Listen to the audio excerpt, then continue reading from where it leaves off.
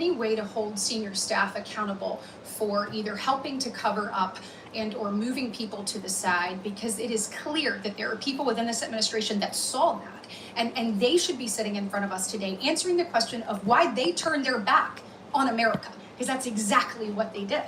And so whether it's secretaries, whether it's people in the administration, or whether it is senior staff, we deserve some accountability and we deserve some answers. And then my last question will be for Mr. Spicer, legacy media. How in the world do we hold them accountable? If all of us on the outside can see it and we are saying, get to the bottom of this, but yet they refuse, what mechanisms should we put in place to be able to hold them accountable for not actually following what is clearly in front of them? Senator, you're asking a question. When it comes to accountability, it can't be overstated. When the Biden White House took 440 White House hard passes from independent journalists, they were attempting to control the narrative, to make sure that no one who wanted to hold them accountable with silence. Part of what I think this administration has done so well is bringing in new voices, people from disparate backgrounds of all sorts, to ask the White House press secretary, to ask the senior staff, and be able to hold them accountable. Part of it is allowing other voices in the media. We've seen what the legacy media did, but that's why I think the growth of independent media is so healthy for our democracy. We need more of it, not less. Thank you. And then the senior staff question, please. Yeah, look, Senator, I mean, senior staff from the first Trump administration were brought in before committees and investigated for their participation in drafting the president's remarks on January 6th, for drafting a speech. So if there was an effort by senior staff, the Politburo, as they seem to like to call themselves, if they were purposely distancing cabinet members, evading difficult Q&A with press, all as an attempt to conceal the president's mental acuity, yes, they should be held accountable. Thank you. Thank you. Senator Moody. Thank you, Senator Cornyn, Senator Schmidt. Appreciate you holding this important hearing. And certainly I appreciated my colleague Senator Britt's remarks in listing out so many of the failures of the last administration as they played out. I think Americans, yes, sat horrified as they watched these events unfold, but at the core of those failures were bad policy decisions. And the truth is, you know, people talk a lot about the end of the Biden administration and his debate performance. But those of us that were involved of the repercussion and the consequences of some really bad, irresponsible, reckless, I would say dangerous policies, and were involved from day one of the Biden administration, we started questioning immediately who was making these decisions, because they were so disastrous for the security of this nation and the safety of our people. So I would say from day one of the presidency through all 4 years, this was a legitimate question, and every single failure that Senator Britt listed was the consequence of a policy decision. When I was the Florida Attorney General, one of the very first executive actions that came out undid both Republican and Democrat presidential precedents of saying, if someone is here in our country and they're here illegally and they are committing serious felonies, we are deporting them. And actual priorities were that those were the ones they went after first. And one of the very first actions that came out of that White House was they abandoned that both Democrats and Republican presidents had enforced, and released to all law enforcement around the nation that they were no longer going to make that a priority. When sheriffs were calling and pleading with us to take these people from their jails and not make them release them back into the communities, we would try and communicate this, but indeed they were canceling detainers and releasing these people into the communities. They were taking people that were brought here from other countries, brought here only to prosecute because they were a danger to our nation and our people. And instead of deporting them after their prison sentences, they were pushing them into the United States. And I don't think it should be lost on anyone that just yesterday it came out. You know how many the Trump administration pushed into our interior in the last full month? 0. And I want you to compare that to a month of the Biden administration, where hundreds of thousands of people, barely vetted, if vetted, were forced into our nation's interior. And you've seen these consequences play out. It's not just rape victims, murder victims, robbery victims. We've caught people here that's from foreign nations that are on the terrorist watch list that can cause some of our nation's biggest tragedies and devastation. That is the undermining of what a commander-in-chief is supposed to do in those policies. We saw it day one, and that's just one example. And it played out for 4 years. So I think one of the reasons that you see not one Democrat in this hearing room right now asking these questions is because how do you defend the indefensible? What are they going to say?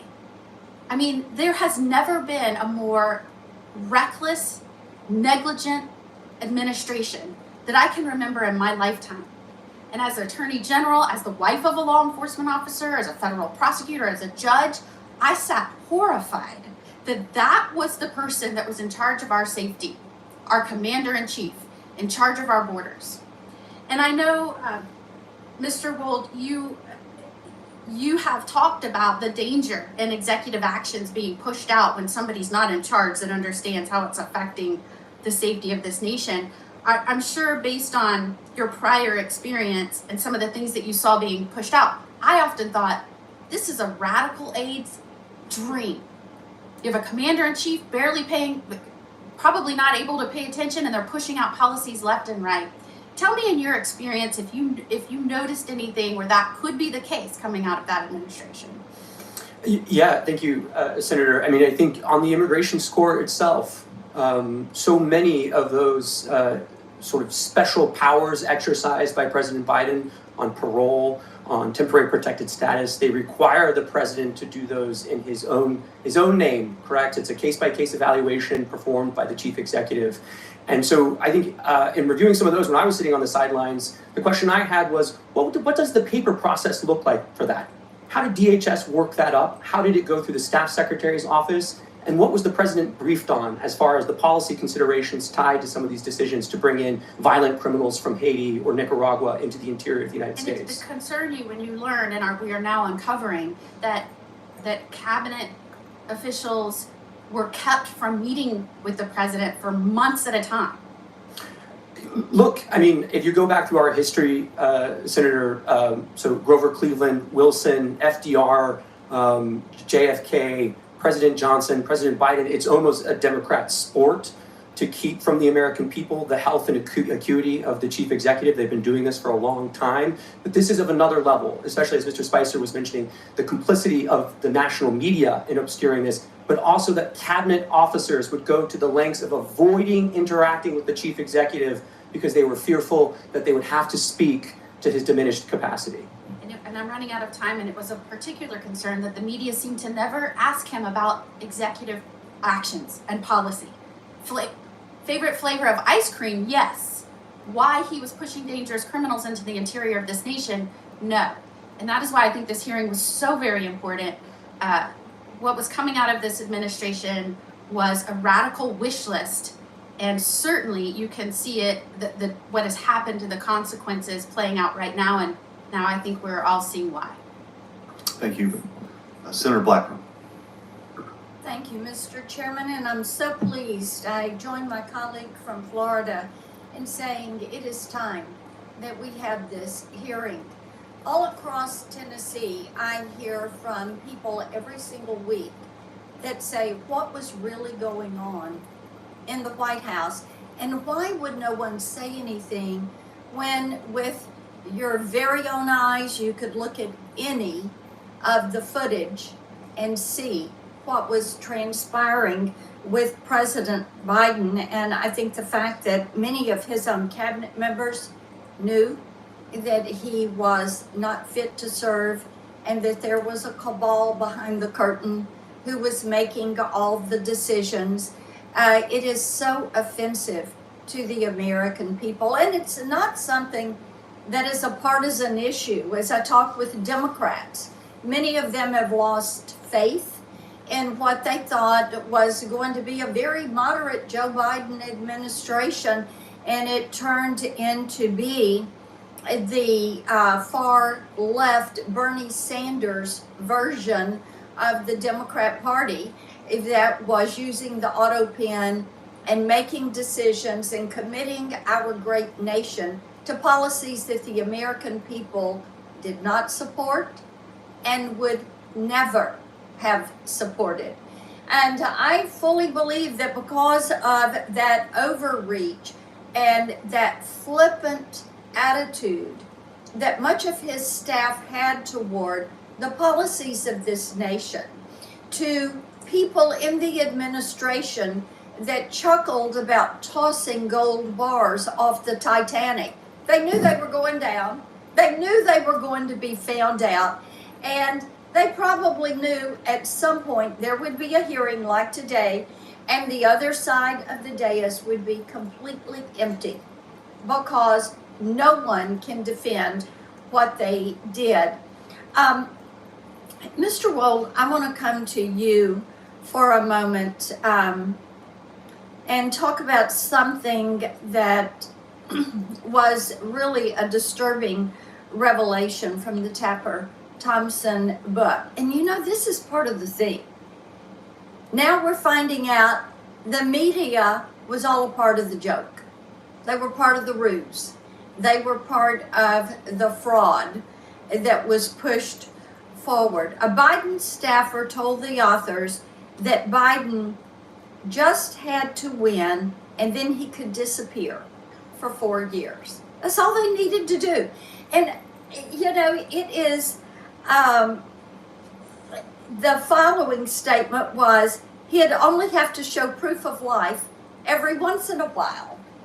And as I had a Tennessean say to me, when they had actually downloaded this book and read it, and then they said, you know, how stupid do they think we are?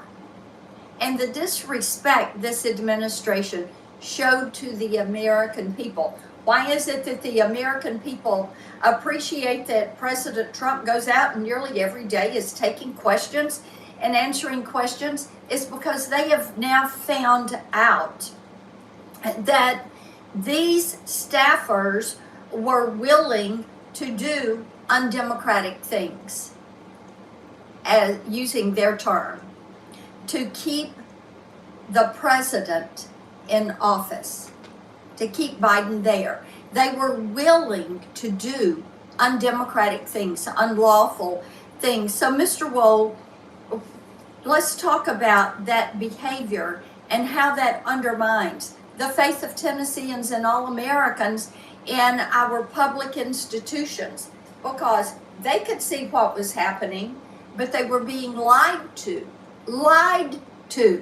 by people in the White House who were probably then running in their office and saying, well, we pulled it off another day. Yeah, Senator, I mean, this is a theme you've talked about for many years, which is the executive branch is enormous. I mean, there are close to 1,000 employees in the executive office of the president. There are nearly 4 million full-time federal employees throughout the 14 departments that the president oversees. Executive power as accountable to the people of this country really manifests in two ways. The power of the president to remove bureaucrats and to fire them, and to affix his signature to official actions that he undertakes. So when our the Washington establishment says something to the effect of, well, democracy dies in darkness, yes, it does when there are staffers, the media, cabinet officials, senior advisors to the president who all create a covering sort of a shroud of darkness that obscures who is actually making the decisions. And one other thing I'll just say very quickly, a number of your colleagues on the Democrat side have said, well, there's an OLC opinion here. We don't need to talk anymore. There's an OLC opinion. It says you can use the Autopen. The opening paragraph of that OLC opinion says you can use the Autopen, but only when the president directs that you do so under his decision-making power, right? It is very clear again and again that the president actually has to make the decision. That cannot be delegated to a staffer or an advisor. And there's no indication here that anyone other than staff were making these decisions. Thank you, Mr. Chairman. Thank you, Senator Hawley. Thank you, Mr. Chairman. Thanks to all the witnesses for being here. You know, the visual, sometimes it's really is true. A picture speaks louder than words. It's worth 1,000 words. And here, all you have to do is look over at this side of the dais to see that the stone wall continues. I mean, from the party that lied to this nation for 4 years, let's just take a look at some of the things that our colleagues said on the Democrat side when their own Justice Department was concluding that Joe Biden, who, let's not forget, illegally took classified documents and kept them in his garage, in his freezer. I mean, Lord knows where. He just certainly didn't know. Their own Justice Department interviewed the guy and concluded he could not form the requisite mental state to stand trial. He did not have the mental ability to stand trial. And what did our Democrat colleagues say? Vice President Harris says, oh, no, the way that the Hur report characterized the president is so wrong. The president's demeanor is totally fine. Senator Smith, what the Hur said about the president not remembering his son's death, so unfair. Senator Kaine said this is grandstanding. Senator Fetterman said it's just cheap shots. You had other senators saying, Senator Ossoff in February of 2024, saying, and I quote, I found the president to be sharp, focused, impressive, formidable, and effective. In June 2024, Congressman Jeffries insists Biden was, and I'm quoting again, incredibly strong, forceful, and decisive.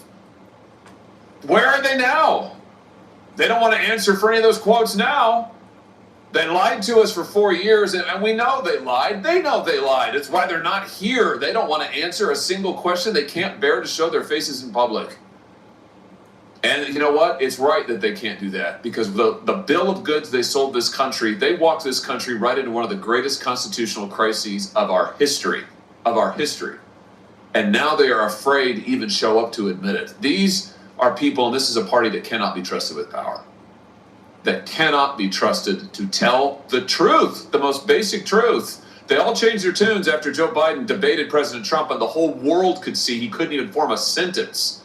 That running this guy for president again is a form of elder abuse. My, how they changed their tunes after that. Now they can't even show up in public to talk about it. This is embarrassing.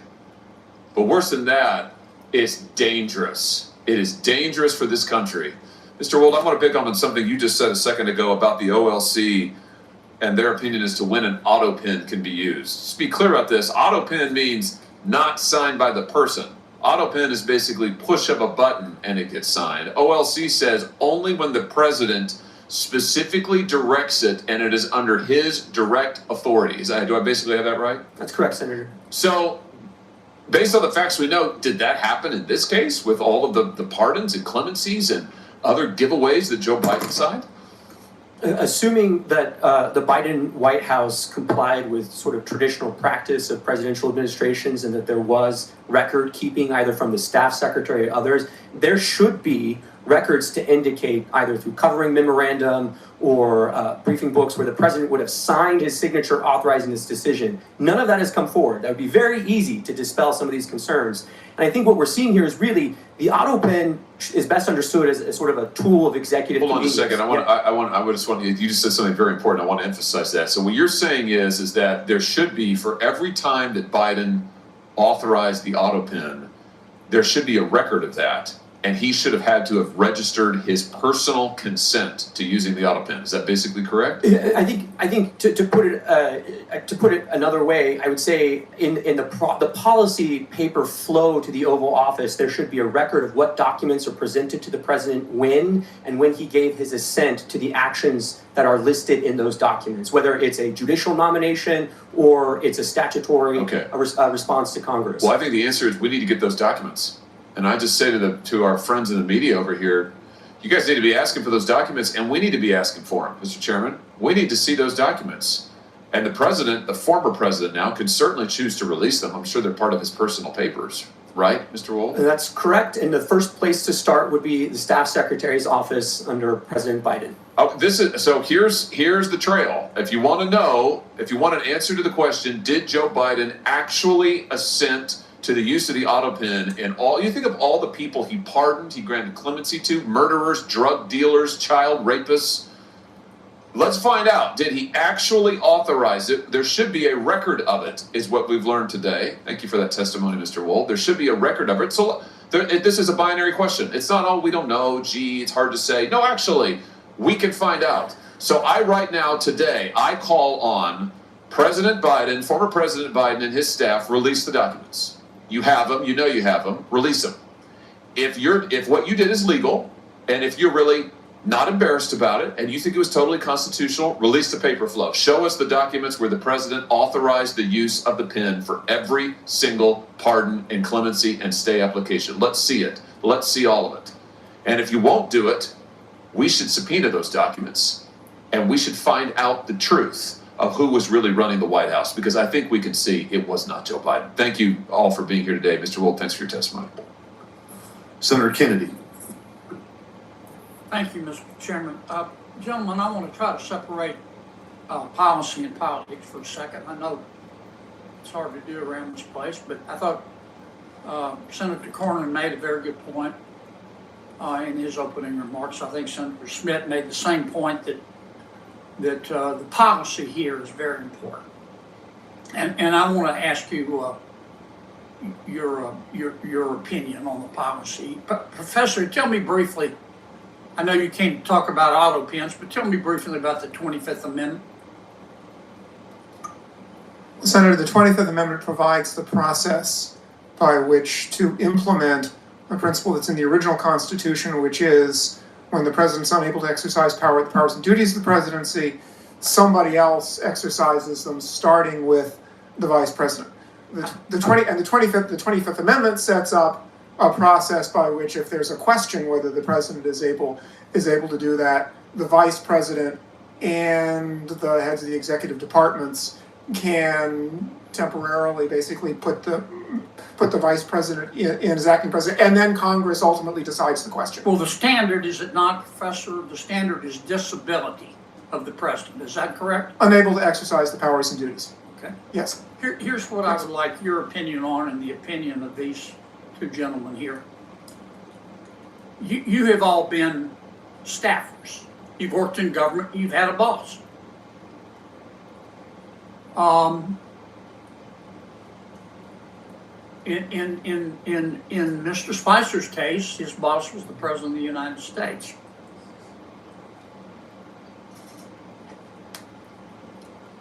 Let's suppose the president, you were using your experience as a staffer. You were working for the president, any president. Hypothetically a president. And let's suppose the president started talking like he was from outer space.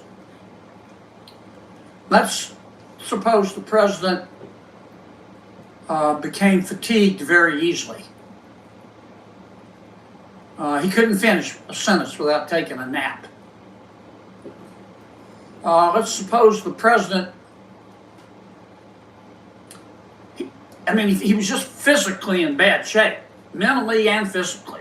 Mentally, he may or may not have, you're not a doctor, neurodegenerative disease, but physically you can see you could bake a Thanksgiving turkey in the time it takes him to walk across the stage. What do you think, as a member of his staff, what do you think is your moral obligation to say, wait a minute, the president can't do the job anymore? I know you're loyal folks. You believe in your president, this president, whichever president. I'm speaking hypothetically. You're loyal. You want to be a good staffer, but you also have a moral obligation. How do you reach that decision, Professor? And I'll go to each of you. Senator, I think the first... Hi, I'm Mark LaRusso, Executive Chef of SW Steakhouse at the Wynn. One of our secrets at the Wynn is our chicken. Problem.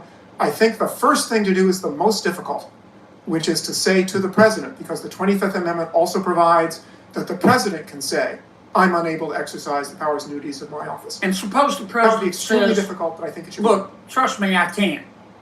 And it's clear to you that he has neurodegenerative disease and he can't. What do? Do you have a moral obligation as a staff member to go to the American people and say, we've got a problem here, it may cost me my career? Senator, I think at that point you have an obligation to talk to the vice president, Okay. who is in charge of the Section 4 process under the 25th Amendment. What about you, Mr. Wald? You have a moral obligation. I understand you want it to go away, you want to work it out with him, but you can't. When does a staffer have a moral obligation to stand up and say he can't be president anymore, she can't be? Well, Senator, the 25th Amendment only works if individual staffers or officers of the United States exercise that kind of moral judgment. That's what I'm So, asking. yeah, so I mean, I think always, as the professor said, and the presidency is an enormous burden, so it would be not one instance, it would have to be several instances of a failure to exercise judgment. How do you make that decision? You're the staffer, I get it. Yeah, well, I think it begins with prayer, of course, but after that, I think it's conversation with other staffers, and if you're unable to confront the president or to raise the issue with the vice president, you should resign. What about you, Mr. Spicer? Do you stand up and do it and tell the truth and run, or do you have a greater obligation to your boss? Well, luckily, I didn't have that problem. But I would say that you have a moral obligation as an American, as a citizen, as a human being. If the leader of the free world cannot conduct themselves to make the decisions that are critical to this country and to the world, you absolutely have a moral obligation to follow the chain of command. And if they don't act, then you must. Do either of you gentlemen disagree with that? Professor? Senator, I think acting means talking to the people who have the responsibility or in a position under the Constitution to do something You don't about the agree with situation. Mr. Spicer? Senator, I'm not sure exactly what he has in mind, other than talking about talking to the people who can make I'm the just decision. trying to ask, so you've all been staffers. Suppose you go to everybody you're supposed to go to, and they all say, my advice to you is to shut up. Do you have a moral obligation as a staffer to say, look, this person can't be president of the United States. It isn't policy. He physically can't do it. Senator Kennedy, it's not a question of whether a staffer has that obligation. It's whether you as an American have that obligation. And I think each and every one of us does. Yeah, but you can see it. An American can't. Professor, what do you think?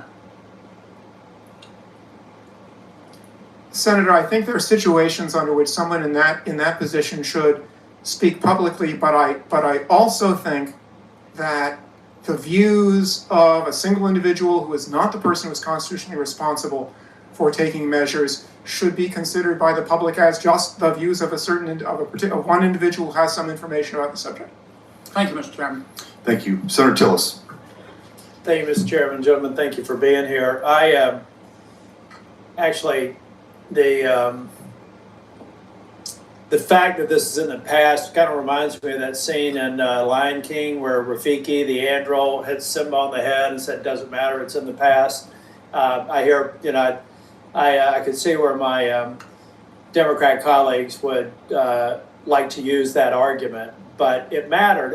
And for me, I met President Biden as Vice President Biden when I was sworn in. He literally sworn me in 2015, and I've had several interactions with him over the years. There's no question that there was a significant degradation in his cognitive abilities. Probably the last time I spent much time with him was at a NATO summit. But I do think there are a lot of legitimate questions to be asked about who may have been tending the store, and I believe we should get to the bottom of it. But I want to look to the future, and back when this discussion was going on, I was suggesting the 25th Amendment. We know what the 25th Amendment does. Professor, I'm kind of curious about why, and with due respect to my colleague from Louisiana, this is a hell of a burden to place on a staff. Mr. Spicer, you've been in the White House. Can you imagine how heavy that would be and how unlikely it would be for you to be successful as an individual staff member? But Professor Harrison, I'm thinking more along the lines of what you see in boardrooms all the time about annual evaluations of the CEO or board members.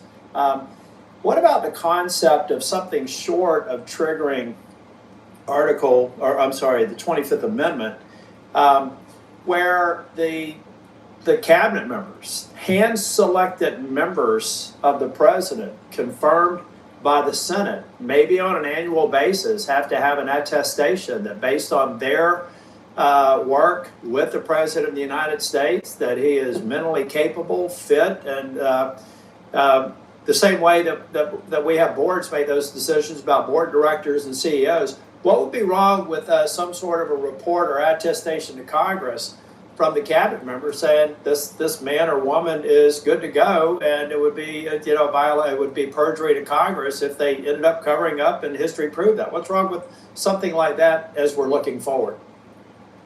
Senator, I would be, and maybe I am sort of being unduly protective of the independence of the other two branches, but.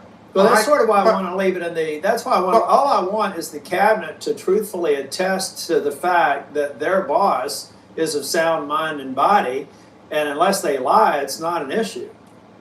Senator, it's an Article 2 responsibility to report to Congress like so many other things. What's wrong with that? I think it would be a very good idea for the president to create a process like that. My concern is the thought of Congress making such a process mandatory, especially in light. Well, I'm trying to figure out the consequence, because arguably, I find it hard to believe that there were members of the cabinet that didn't go, you know what, we love this guy, he appointed us to this position, but he's missing a step. And they're refusing to. This is not about any one person. This is about 340 million people in this country. No one of us should think that we should somehow be given a break if we're missing a step. So all I'm saying is you got to report honestly to Congress that the President of the United States, in your opinion, is absolutely demonstrated sound mind and body. It's like no other testimony. It'd be no different than us having them before the committee and say, is the boss okay? And if they lied, they'd be perjuring themselves. So what's the difference between that and some sort of a pro forma report that I'd be willing to subject the current president to, and then we'd have it for all the future presidents? What would be wrong with that? Senator, again, I think the problem there is the Constitution has created a process for that, and that's the 25th Amendment, and that suggests that Congress can't create another process. Now, I do think that the point you're making today is part of the political process that might lead presidents to create a system like that on their own, which might enhance the people's confidence. About to run out of time. Mr. Spicer, what do you think? Senator, the president normally goes under a routine physical every year. In the case of President Biden, it was Dr. O'Connor who affirmatively stated his fitness for office. The doctor is probably the most competent person to attest to the president's fitness for office. The doctor should be held accountable for stating in the affirmative that President Biden was fit for office. Thank you. Thank you, Mr. Chair. Thank you. Senator Cruz.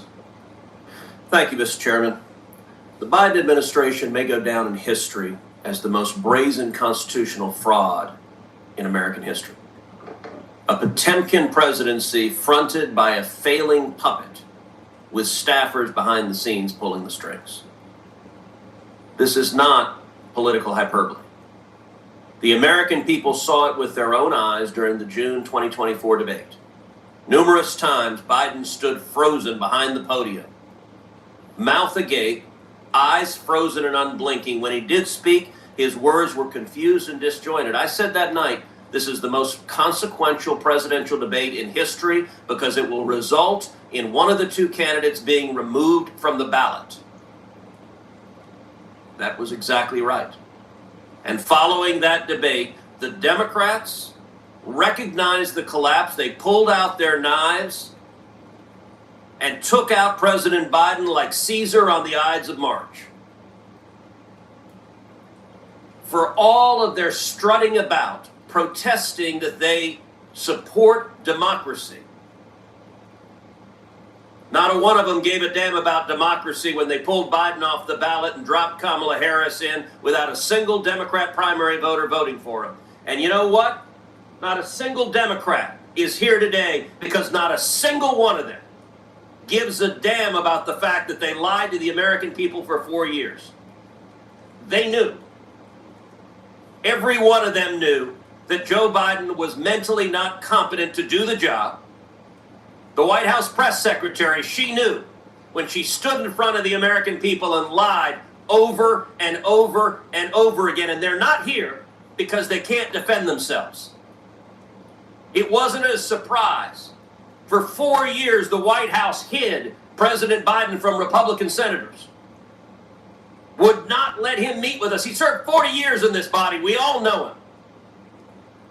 And they deliberately lied. And by the way, Jake Tapper had a bombshell book exposing the incredible scandal that Biden's mental decline was covered up by Jake Tapper.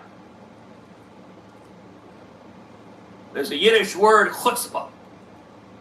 And that truly is chutzpah. How dare we lie and cover up what we all knew? Now, I have been asked literally 1,000 times by Texans, who was running the country? And I'm going to give you the most terrifying answer. I don't know. I genuinely don't know.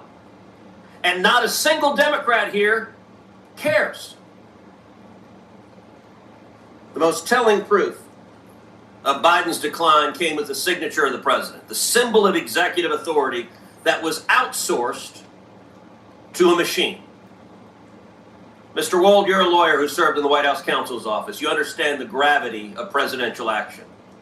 Does the president's signature carry legal and constitutional weight under Article 2? Yes. Is the act of signing an executive order or signing a law or granting a pardon a delegable duty of the president? So in that opinion in 2005 from OLC, they said essentially that an Autopen could be used by a subordinate, but the president's determination as to sign the document can never be delegated. Can that authority be transferred to a staffer or machine without the president's explicit authorization? Never. And if you look at the statistics are stunning. In 2021, President Biden issued 78 executive orders. None were signed with an Autopen. That first year of the presidency, Biden, I suppose, was relatively lucid, and 78 executive orders he signed by hand. The second year, however, we see the Autopen emerge. The first Autopen executive order was issued on July 15th, 2022. After that day, 100% of the executive orders issued in 2022 were signed by an Autopen. In 2023, Biden issued 24 executive orders. 16 were Autopens. In 2024, Biden issued 19. 14 were Autopen. In 2025, Biden issued 14 executive orders. Every single one was Autopen. Mr. Wald, let me ask you as a legal matter, if there's a law that's passed both houses of Congress and it goes to the White House, and a staffer Autopens signing that law without the president's authorization, is that law legally passed and signed into law? No. If an executive order is issued and a staffer Autopens it without the president's authorization, is that executive order legally binding? No. And if a pardon is issued from the President of the United States and a staffer Autopens it without the President's authorization, is that pardon legally binding? No. Under the Biden White House, the ceremonial song, Hail to the Chief, was effectively replaced with Hail to the Pen. And it was an outright assault on democracy. And every reporter covering this ought to ask, why doesn't a Democrat care? We heard about the moral responsibilities of a staffer. How about an elected senator who knows damn well that if we get into a war and Iran is preparing to fire a nuclear weapon at the United States, that the commander-in-chief is busy playing with his jello and is not competent to defend ourselves? And every member of the cabinet, the chief of staff, the press secretary, and the members of Congress who lied about this on a daily basis with the press's complicity, they are all responsible for subverting democracy. Senator Cornyn. Professor Harrison, we've talked about the mechanics of the 25th Amendment whereby an incapacitated president would be removed. But it strikes me that ultimately it happened, albeit not before the end of President Biden's full term. What we saw happen after the disastrous debate in the summer of 2024 is basically an exercise of the powers of the 25th Amendment by the political elites in the Democratic Party to get President Biden not to run again and to substitute Kamala Harris for him as the Democratic nominee for president. So, Mr. Spicer, maybe the mechanics were a little bit different.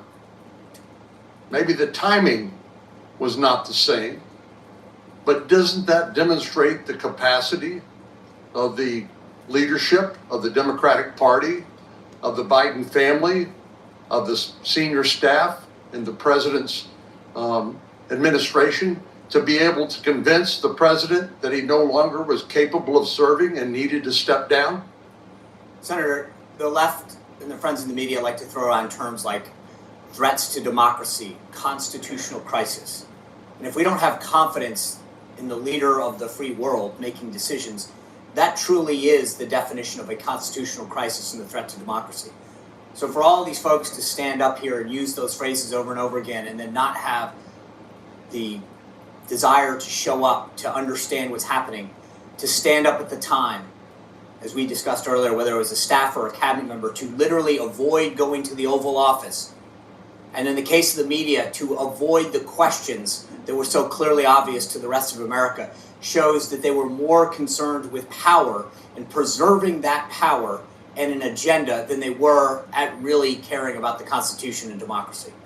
I agree that that is the clear conclusion, and obviously they decided to do it only at such a time as that ability to wield power was coming to an end. If, in fact, President Biden had remained the nominee of the Democratic Party and then ran against and lost to President Trump, these folks would be out of luck and out of power. So they decided to act under that circumstance. Senator, you look at a lot of these decisions, and it was pretty clear that there was a handful of folks at the top of the Biden administration and Biden White House that had been around him for decades, where all of that information funneled. So I mentioned before, there are approximately 25 senior White House staffers that have the rank of assistant to the president. Those are the highest White House staffers. I would bet that only a handful of them ever interacted with President Biden on a daily basis. The rest of them had their communications funneled through other people. If the press secretary, the communications director, whose job it is to speak on behalf of the principal in lieu of them being able to talk or communicate, don't have access to those individuals at the senior-most level, then what good are they? And I would argue that while many times we heard people in the press and on the left accuse the Trump White House of quote-unquote lying, for them to go out there and talk about the president's stance on issues, what President Biden thought or didn't think on a personnel issue, a policy issue, when in fact they had never spoken to him, is in fact the epitome of lying. One of the most consequential actions or inactions of the Biden presidency during 4 years was his failures to secure our southern border and to deal with illegal immigration. I have in my hand examples of the Biden immigration proclamations and executive orders, and there are a lot of them, as you know. They also include things like granting temporary protected status to large populations of immigrants, particularly from countries in Central America, rescinding Trump administration policies when it came to enforcing our laws at the border, granting parole, which is essentially a permission slip to enter the country in a way that would otherwise be illegal. And Mr. Chairman, I'd ask unanimous consent that this document be made part of the record as an example of the sort of consequential border security and immigration related measures that President Biden purported to sign. Without objection. Mr. Wald, I do want to follow up on a couple of things with you and Mr. Harrison and also Mr. Spicer. Under the Presidential Powers Act, we could have a special access request, correct, to the archivist to find out what assent was actually given by Joe Biden on the Autopen. Is that your understanding? If they kept records, Right. yes. Right. But I think that will be something we'll be pursuing. Professor Harrison, I wanted to ask you, sort of on the Article 1 branch's role, and I think I understand your concern when you say the president could do something. You're dealing with sort of a separation of powers issue is sort of what I'm reading into that. So the Article 1 branch can impeach for high crimes and misdemeanors. Should the Constitution be amended, in your view, to deal with this incapacitation? So impeachment would be a vehicle beyond just the 25th Amendment, but impeachment would be a vehicle to deal with these issues. Senator, there's a long-standing question about whether impeachment is appropriate for inability. There's been questions right at the beginning of the Republic about a couple of judges who were in very poor shape. Not that they committed crimes, they were impeached and removed, and there were doubts as to whether impeachment was appropriate for that because there was problem. Their problem was age and inability. So you're absolutely right that there's a doubt right now whether the impeachment process, and it goes back a long way, whether the impeachment process is a way of dealing with inability as opposed to misconduct. It's clearly primarily directed at misconduct, and I think that if members of Congress are thinking about an additional constitutional amendment, and maybe they should be, they should think both about adapting the impeachment process to inability, which, as I say, right now it's not clear it's properly used in those situations, or creating yet some other political process to deal with presidential inability if lawmakers think that the political process that's in sections 3 and 4 of the 25th Amendment is inadequate. The last thing I'll say, just as a policy matter, and this is not speaking on the legal question, I do think it's important that any decision about presidential inability remain something that's decided by politically accountable people, that is treated as a political decision. It can't just be a technocratic decision. Mr. Spicer, you've criticized the corporate media and legacy media folks for sort of lying down here or being complicit because of their, whether it's Trump derangement syndrome or whatever the reason was. Who specifically do you think gets a gold star for lying most profusely and just sort of continuing to cover this up over the years? Sir, that would be like a photo finish. There'd be a lot that would probably... Beat the summer heat with a wild river ride or kayaking serene lakes. Wrap your... To the committee earlier, the Washington Post, CNN, NBC, without evidence, to use their phrase, went after President Trump's physical and mental acuity, and yet failed to ask similar questions of the White House press office publicly. They failed to cover the stories. I don't think that there's a winner. I think they're all losers. Thank you. And then we'll sort of wrap up here with Professor Harrison and Mr. Wold. So moving forward, we mentioned maybe possibly amending the Constitution or further exploring whether incapacitation is an impeachable, if impeachment's a remedy. What other, in your experience, what other things moving forward could be done to make sure that this scenario that we saw play out over the last 4 years never happens again? Senator, I think the most important thing that can be done is something you're doing right now, which is draw public attention to this problem, and so give presidents an incentive to take steps that will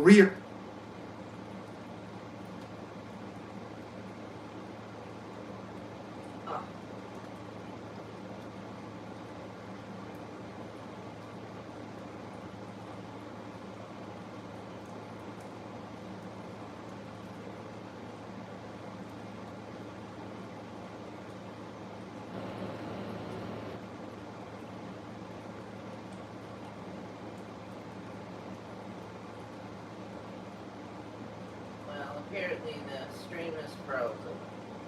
Isn't that special?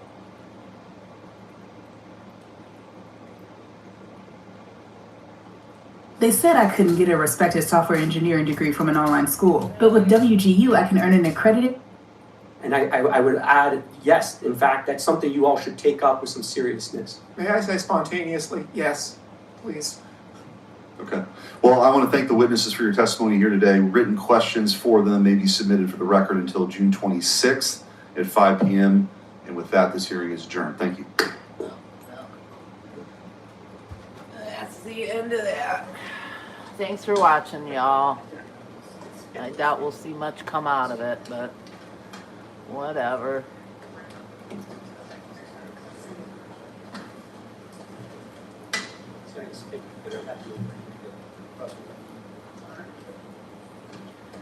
There weren't a whole lot of people there defending Biden's capabilities. Notice that much. There weren't a whole lot of Democrats there at this hearing, so yeah. They couldn't defend him. They could not defend Biden and his incompetencies and his incapabilities, period. You think whatever you want about it, that's my opinion. My personal opinion, Biden was completely incompetent from day one. He was a perfect politician because he was nothing but a puppet, period. Say whatever you want, but that's my opinion. Thanks for watching, y'all.